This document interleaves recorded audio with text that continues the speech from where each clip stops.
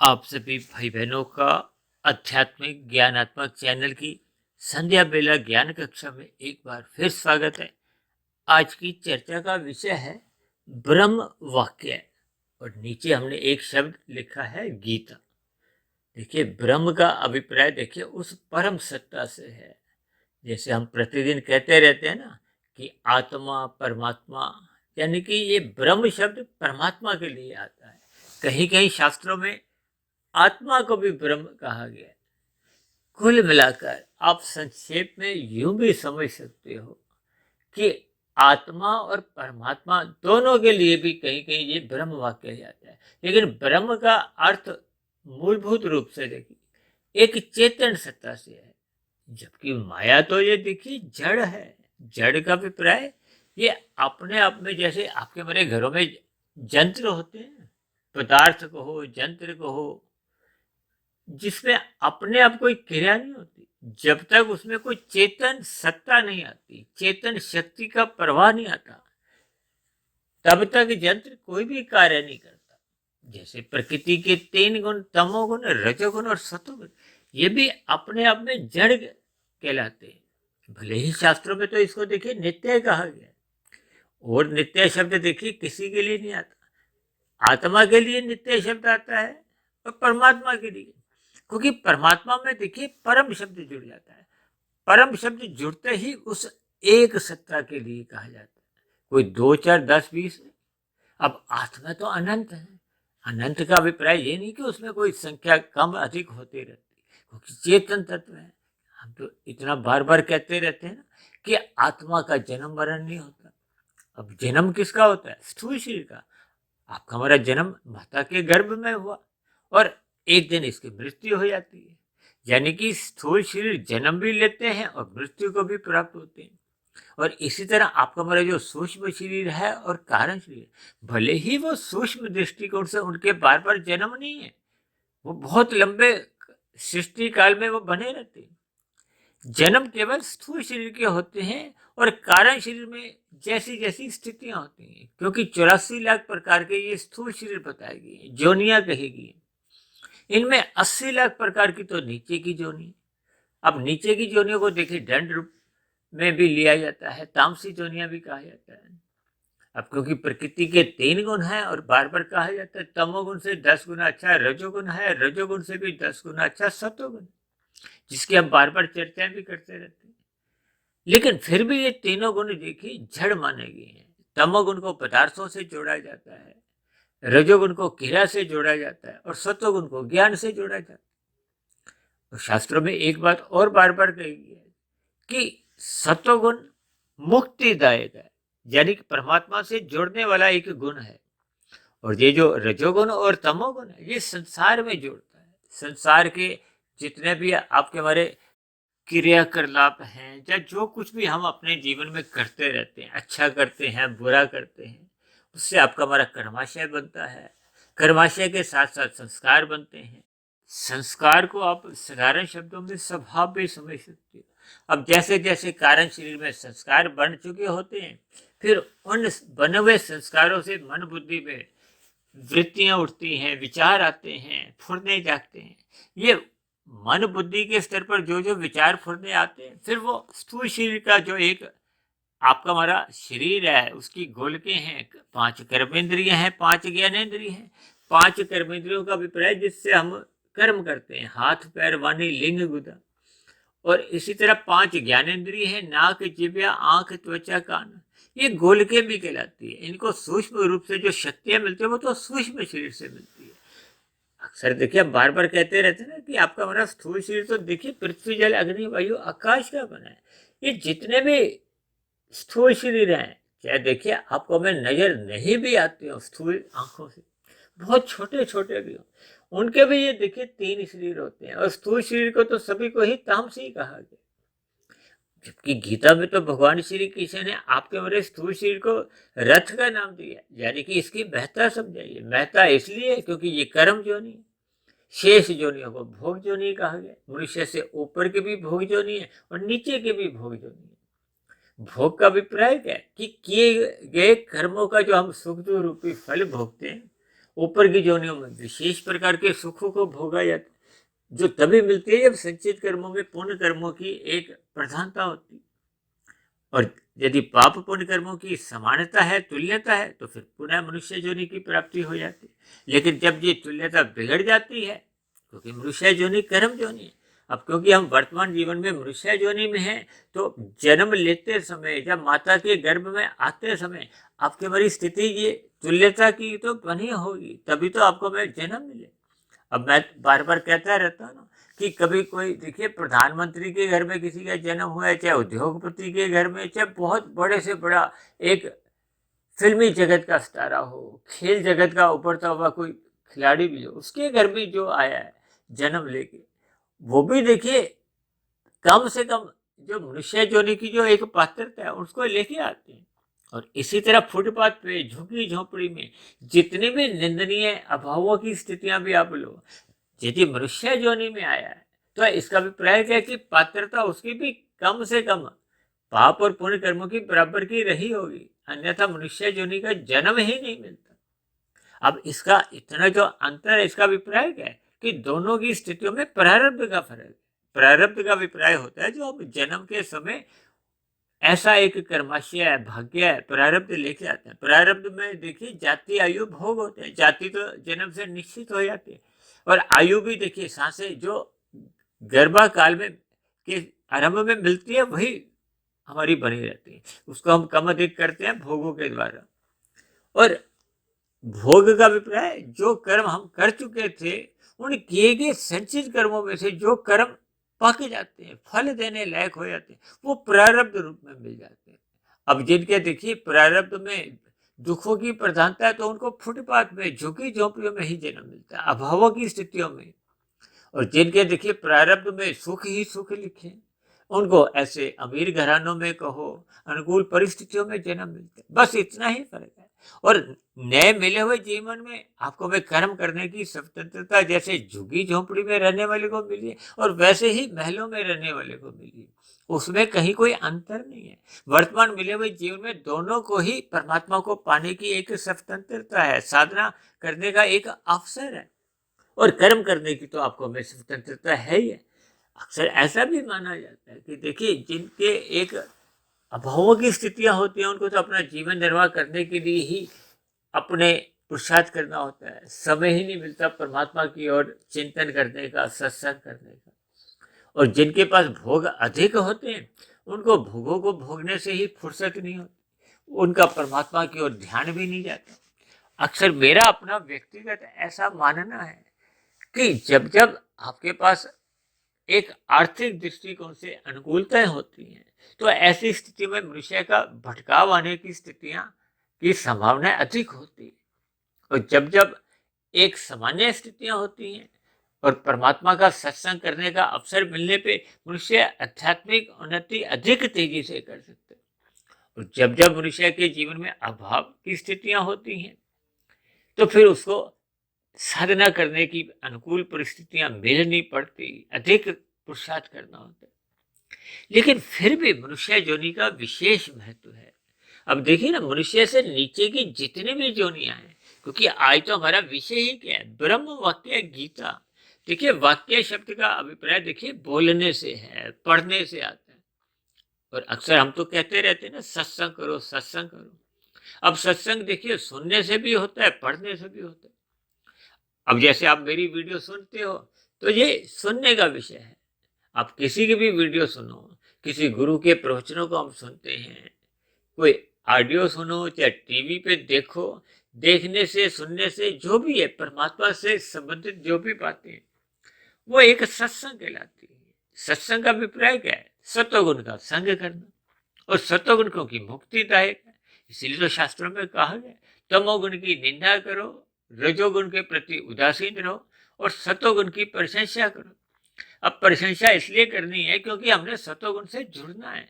जिसकी हम प्रशंसा करते हैं तो उसके साथ फिर जुड़ना आसान हो जाता है। अब रजोगुण की यदि हम प्रशंसा करेंगे, विषय भोगों में ही अधिक लिप्त रहेंगे, तो फिर आपके मेरे जीवन में देखिए सत्वगुण की न्यूनता बनती जाती है। रजोगुण में रहते हुए विषय भोगों में अधिक रुचि होने से फिर मनुष्य उन विषय भोगों को रस बुद्धि से भोगता है और भोगते भोगते उनके लिए धर्मानुसार यदि कर्म करता है तब तो उसका पतन नहीं होता। लेकिन ये भोग विषय आपको हमें अचेत करते हैं, प्रमाद में ले जाते हैं, जिसके फलस्वरूप उसके ज्ञान की न्यूनता होने लगती है। ज्ञान की न्यूनता होते होते वो कब आलस्य में भी आ जाता है, कर्म करता नहीं है, फिर अनीतिगत कार्य करने लगता है, क्योंकि भोग विषय वो अंदर से वेग देते हैं, जबरदस्ती करते हैं।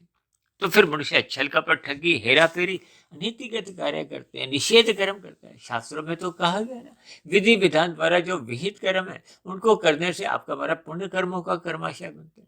और जो शास्त्रों में मना किया है, निषेध किया गया, मना किया गया, उनको करोगे तो फिर मनुष्य का पाप कर्मों का कर्माशय बढ़ता है। अब बढ़ते समय जैसी जैसी स्थितियां होती हैं उसके अनुसार ही आपका हमारा अगली जोनी का निर्धारण होता है। और यदि मनुष्य जीवन के रहते रहते, स्थूल शरीर के रहते रहते यदि आपका हमारा कार्यशील समाप्त हो जाता है, और कार्यशील कब समाप्त होता है, शुद्ध होता है जब उसमें शुभ संस्कार पूर्ण हो जाते हैं। अशुद्ध संस्कार जो तामसी या राशि है वो समाप्त हो जाते हैं। तामसी संस्कारों को मल के नाम से जोड़ा जाता है, और राशि संस्कारों को विक्षेप से, विक्षेप का भी प्राय चंचलता से लिया जाता है। जब परमात्मा के विषयों में आपके मेरी रुचि नहीं रहती, संसारी विषयों में ही रुचि बनी रहती। एक मैंने वीडियो कुछ समय महीनों पहले बनाया था ना, देखिए माल में तो हम 4-6 घंटे भी घूम फिर आते हैं, थकते नहीं है, रुकते नहीं है, बोर नहीं होते।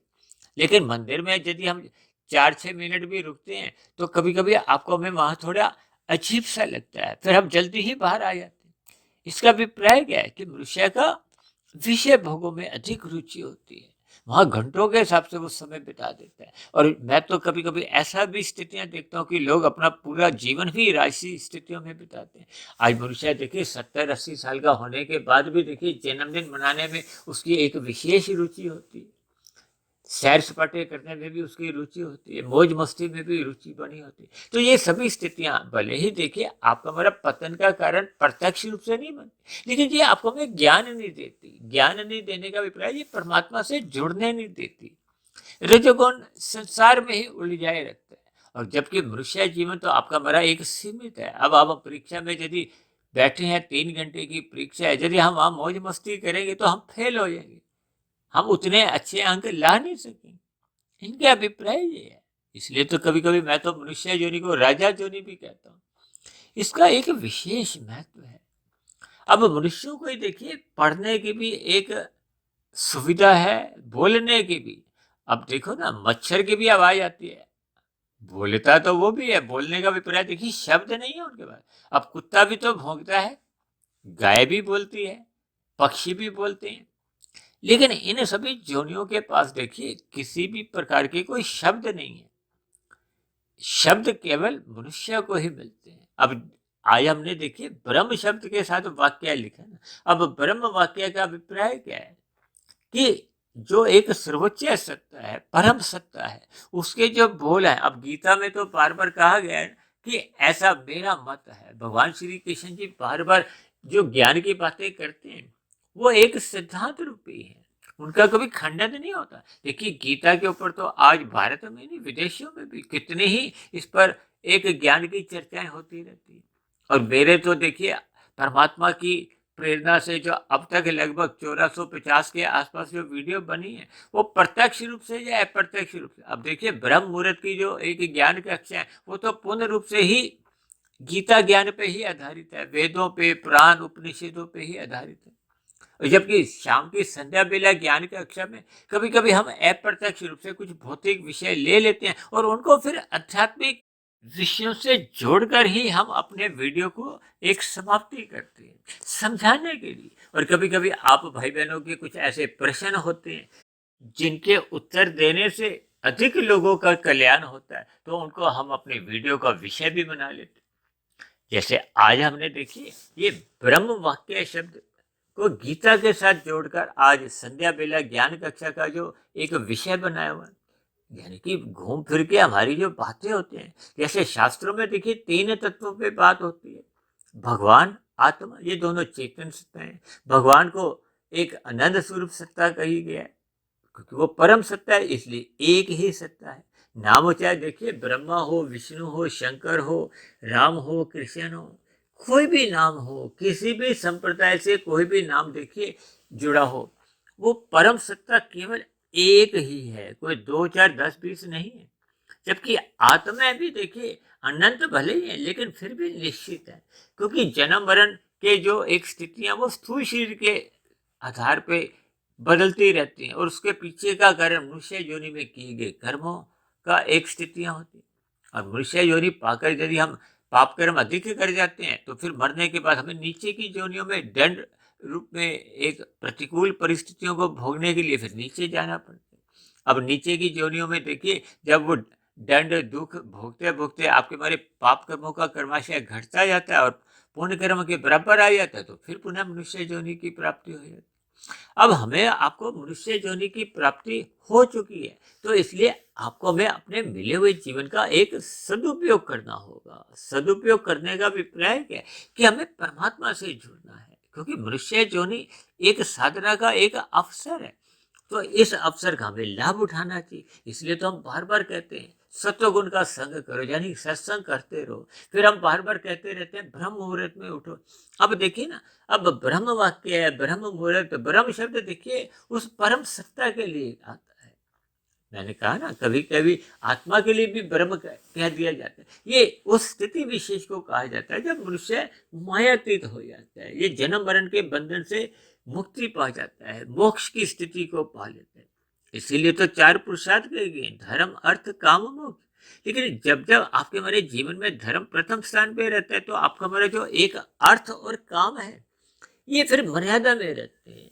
धर्म की लगाम से हम जब अर्थ और काम को एक मर्यादा में रखते हैं तो मनुष्य से पाप कर्म होने की एक स्थितियां नहीं बनती। और जब जब हम धर्म को प्रथम स्थान से हटा देते हैं, अर्थ और काम को ही महत्व देते हैं, इसका अभिप्राय क्या है कि मनुष्य के जो 3 शरीर हैं, स्थूल शरीर, सूक्ष्म शरीर और कारण शरीर, जब हम स्थूल शरीर के विषय भोगों को ही अधिक महत्व देते हैं तो फिर आपके हमारे जीवन में देखिए झूठ छल कपट ठगी होने की संभावनाएं बढ़ने लगती हैं। और व्यापार की दुनिया में तो देखिए जो स्थूल शरीर के स्तर पर ही होते हैं। हम तन के स्तर पर कुछ बातें करते हैं, मन में आपकी हमारी मंशा अलग होती है, मन की इच्छाएं अलग बनी रहती है। अक्सर देखिए व्यापार की दुनिया में या स्थूल शरीर के स्तर पर जो भी व्यवहार होते हैं उसमें झूठ की प्रधानता बनी रहती है, क्योंकि वर्तमान समय तो देखिए कलयुग चल रहा है, व्यापार की दुनिया है, कलपुर्जों की दुनिया है, भोगों की दुनिया है। ये 24/7 का जो नारा सभी मनुष्य अपने जीवन में उसको एक आदर भाव देने लगे, यानी कि विषय भोगों को ही महत्व देते हैं 24 घंटे 7 दिन। और कार्य के दिवस घटते जा रहे हैं। देखिए 7 दिन काम करने से फिर 6 दिन आए, अब 5 दिन काम करने का एक फैशन सा चल गया है। देखिए इन सभी स्थितियों पर हमें विचार करना होगा, क्योंकि हमारा जो आज का विषय है वो ब्रह्म वाक्य है। ब्रह्म वाक्य का अभिप्राय क्या है कि जब मनुष्य मायातीत की स्थिति में पहुंच जाता है उसको हम ब्रह्म वाक्य से जोड़ सकते हैं। अब देखिए ना, हमें अभी बताया ना, तन के स्तर पर देखिए आपके हमारे जो बोल हैं वो स्वार्थ से प्रेरित अधिक होते हैं। और कभी कभी देखिए मन के स्तर पर जो आपके हमारे पारिवारिक संबंध होते हैं, रिश्तेदारी में जो संबंध होते हैं, या पति पत्नी के बीच में, बच्चों के साथ, ये इन संबंधों में देखिए झूठ कम होता है, सच्चाई अधिक होती है। अक्सर आपने देखिए प्राचीन समय की कथाओं में ऐसा सुना होगा कि उसने उसको वरदान दिया या उसने उसको श्राप दिया। ये सभी स्थितियां देखिए कब घटित होती है, जब ये ब्रह्म की स्थिति पे पहुंच जाती है।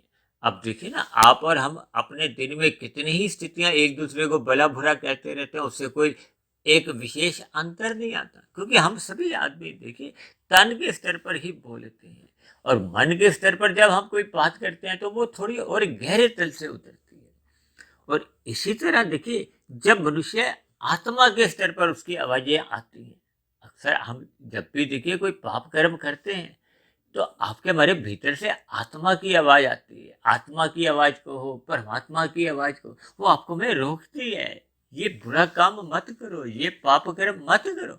और मैं तो यहाँ तक भी कहता हूँ कि देखिए जब भी हम कभी अपने वाहन को लाल बत्ती पे रोकते नहीं और इधर उधर से आगे भाग जाते हैं, तब भी आपकी हमारी आत्मा को हो, बुद्धि को, अब बुद्धि को देखिए एक सात्विक स्थिति से जोड़ा जाता है। बुद्धि सदा ही मन के ऊपर की एक स्थिति है। अब मन तो देखिए कभी कभी भोगों की गलियों में फिसल जाता है, क्योंकि मन की भोगों में अधिक रुचि होती है। अब जब मनुष्य लाल बत्ती पे रुकता नहीं है, देखिए हरी बत्ती पे हम चलते हैं, यदि लाल बत्ती पे हम रुकते नहीं, जब अन्य वाहन चालकों के लिए हरी बत्ती होती है हम उसमें विघ्न उत्पन्न करते हैं। ये मन की फिसलन होती है। मन में जब सतोगुण की न्यूनता होती है तो मन रजोगुण के या तमोगुण के आवेश में आता हुआ वो पाप कर्म कर जाता है। भले ही यातायात के नियमों में आपका चालान नहीं भी कटे, परमात्मा के यहाँ तो आपका उसी समय चालान कट जाता है। काटने का अभिप्राय आपका पाप कर्मों का कर्माशय बन जाता है। इन पर देखिए हम अक्सर बार बार चर्चाएं करते रहते हैं। यानी कि आत्मा सदा ही आपके हित की बात करती है। और जब परमात्मा की बात आती है तो परमात्मा तो देखिए आत्मा से भी ऊपर की एक स्थिति है, क्योंकि परमात्मा को परम चेतन कहा जाता है। इसीलिए तो हमने आज देखिए ब्रह्म वाक्य को गीता के साथ जोड़ा है, क्योंकि वो श्री कृष्ण जी के गीत हैं। गीता में भगवान श्री कृष्ण के बोल हैं, उनके मत हैं, उनके सिद्धांत हैं। और अक्सर हम कई बार कहते हैं ना कि मूलभूत रूप से देखिए सृष्टि के आरंभ में वेदों द्वारा ज्ञान मिला। अब वेद को देखिए ज्ञान से जोड़ा जाता है, उसको अपौरुषेय कहा जाता है, वो किसी ने लिखे नहीं है।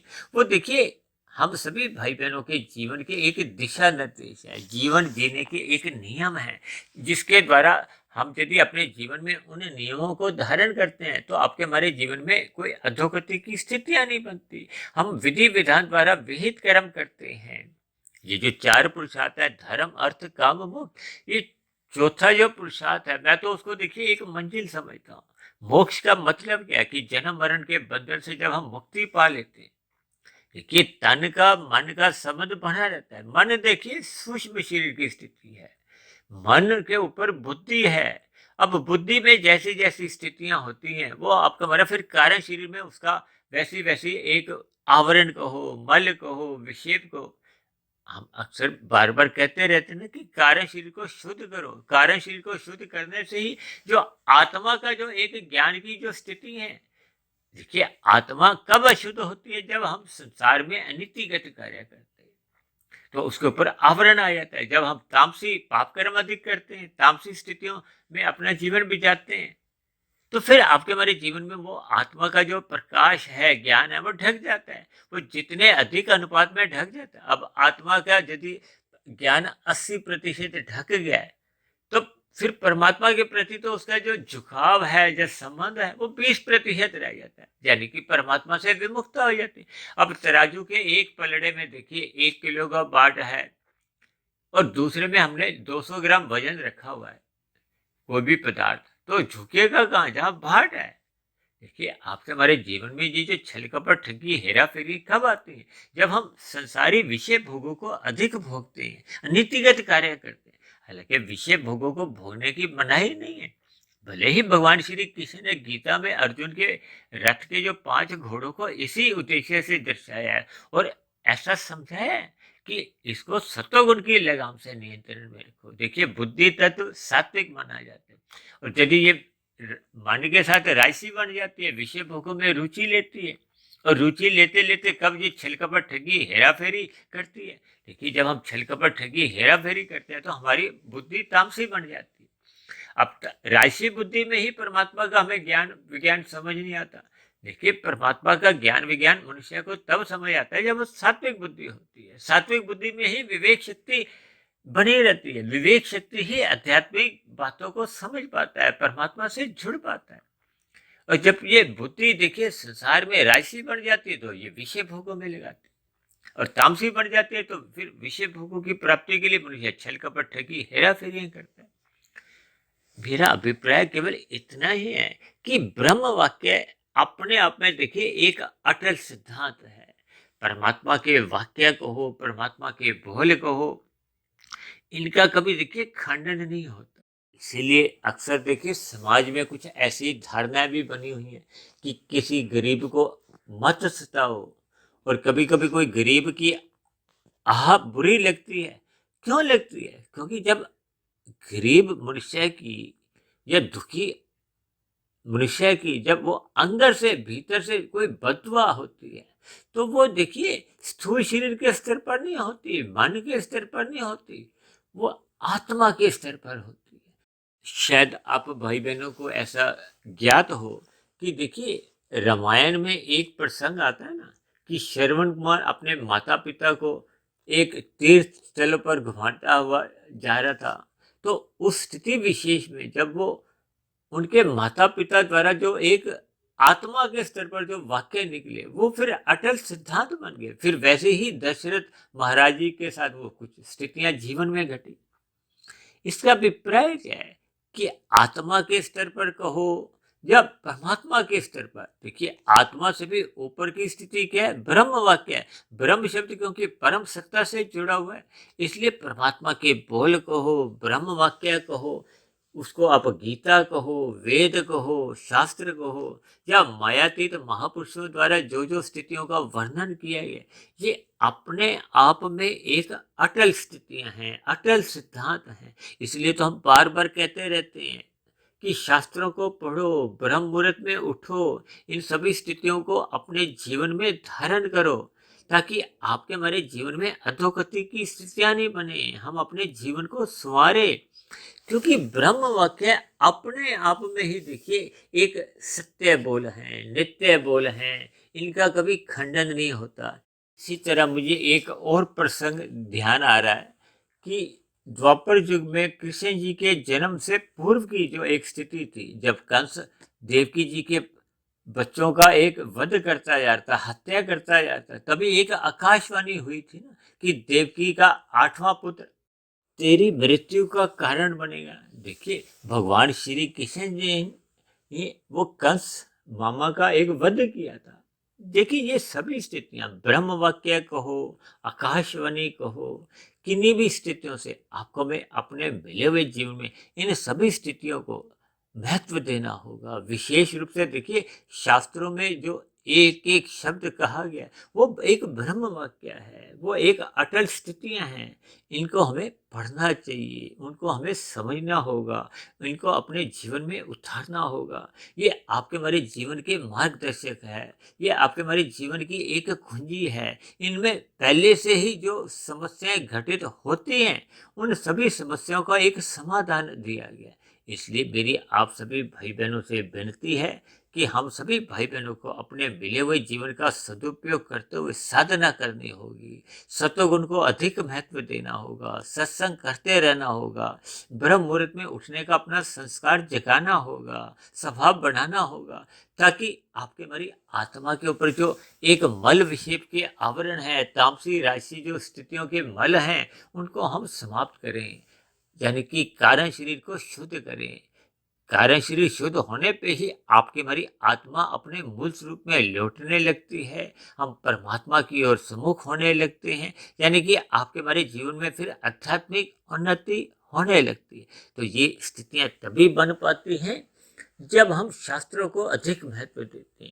इसी महत्व को बताने के लिए मैंने आज की वीडियो का नाम ही देखिए ब्रह्म वाक्य को गीता के साथ जोड़ करके है। क्योंकि गीता में देखिए एक एक शब्द बहुत ही आपके हमारे जीवन का एक मार्गदर्शन करता है। प्रकृति के जो 3 गुणों की जो एक गुणतम ज्ञान है, जो कि गीता के 13वें और 14वें अध्याय में, उसको मैं बार बार कहता रहता हूँ कि उसको हमें पढ़ना चाहिए। अब मैं अक्सर इस बात की भी शिकायत करता हूँ कि ऐसे लगभग 90% से भी अधिक लोग हैं जिनको देखिए अपने कारण शरीर का नाम ही नहीं सुना। अब कारण शरीर का जब हमने नाम ही नहीं सुना तो फिर उसकी एक यथार्थ स्थिति का आपको में बोध नहीं हो पाता। इसलिए हम सभी भाई बहनों को गीता को बार बार पढ़ते रहना होगा। विशेष रूप से देखिए 13वां और 14वें अध्याय का बार बार अध्ययन करते हुए अपने 3 शरीरों की स्थिति को, जो प्रकृति के 3 गुणों से संबंध रखती हैं, उनसे हमें समझना होगा। अपने मिले हुए जीवन को मर्यादित रखते हुए अनुशासन में रखना होगा, ताकि आपके हमारे जीवन में मरने के बाद अधोगति की स्थितियां ना बने। तो ऐसी सभी शुभ स्थितियां आपके हमारे जीवन में तभी बन पाती हैं जब हम ज्ञान को महत्व देते हैं, सत्वगुण का अधिक संग करते हैं, ब्रह्म मुहूर्त में उठने लगते हैं, ताकि आपके हमारी आध्यात्मिक उन्नति हो, कारण शरीर कर्म से शुद्ध होता जाए, ताकि हम अधोगति की स्थितियों से भी बचते जाएं। तो ऐसी सभी शुभ स्थितियां आप सभी भाई बहनों के जीवन में भी जल्द से जल्द बनने लगे, ताकि मिला हुआ जीवन सफल हो, सार्थक हो। ऐसी सभी शुभ स्थितियां बनने के लिए मेरी ओर से आप सभी भाई बहनों को बहुत बहुत शुभकामनाएं। इन्हीं शब्दों के साथ चर्चा विशेष को यहीं विश्राम देते हैं। कल सुबह फिर मिलते हैं ब्रह्म मुहूर्त उपदेश कक्षा में। तब तक आप अपने आध्यात्मिक मित्र सुधीर भाटिया फकीर को इजाजत दें। वीडियो संबंधित आपके मन में कोई प्रश्न हो, कोई मेरी कही गई बातों पे आपको आपत्ति हो, तो नीचे दिए गए कमेंट्स बॉक्स पर जाकर अपना प्रश्न, अपने सुझाव, अपनी आपत्ति को आप लिख सकते हो। तो चर्चा विशेष को अब यहीं विश्राम देते हैं। आप सभी भाई बहनों का भी वीडियो विशेष को ध्यानपूर्वक सुनने के लिए बहुत बहुत धन्यवाद।